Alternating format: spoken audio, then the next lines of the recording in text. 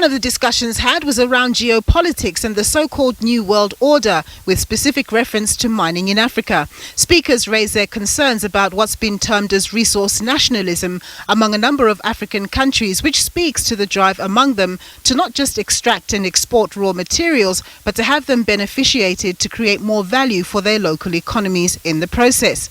A number of countries, including Zimbabwe, Ghana and the DRC, have banned the export of unprocessed mining raw materials. If, let's say, your host country says no more exports of unprocessed ore, it basically means that either you have to invest yourself into processing in the country, or you have to start looking for partnerships. We also see that happen. We've seen many Chinese players in Indonesia, for example, partner up with local Indonesian players to basically satisfy the demands of the government. I think many of the African countries, by the way, are probably inspired by the Indonesian example. Calvin Bailey, who's the UK trade envoy to southern African countries, says he's adopted the approach of engaging with each of the countries in the region, hearing them out and putting forward the UK's position in the hope of there being a meeting of minds, such that it's a win-win for everyone involved. But he also said that working towards critical issues like peace and security is vital for regional growth. Some of the things that the UK will seek to be doing and bring in benefit aren't immediately adjacent to mining. I've met recently and in the UK with a delegation from the DRC, and we were in the DRC recently, and the first thing that they want is peace. Because without peace, there is a massive distraction of their national resources, be that people, energy and material, into dealing with a conflict. So as a good partner, that's where we've got to be sharing, that's where we've got to be expending some energy.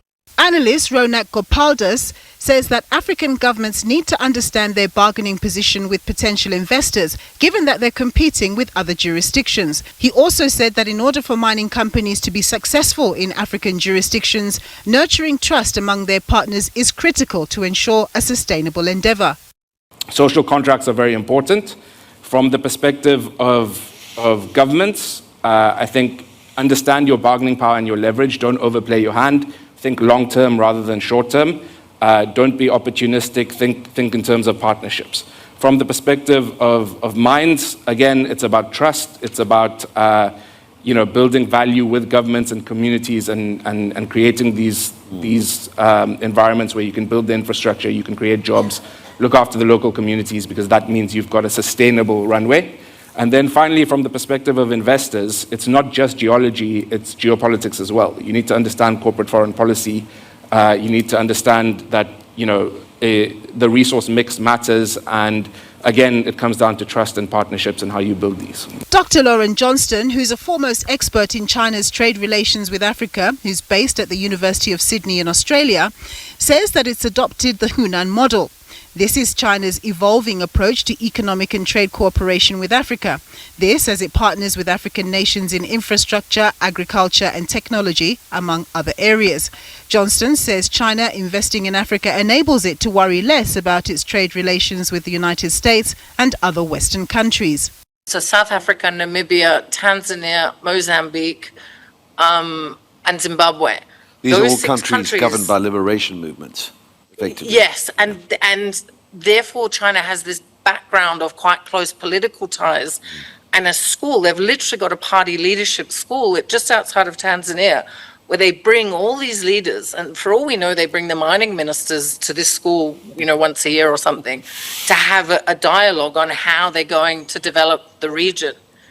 And all of that not only goes into sort of helping China to avoid the US and Western Europe now that it's afraid because of all these trade wars, but given that China has electrified itself to diminish its own need to import all these raw commodities, and then it sees that pleasing Africa is a form of insurance against the West.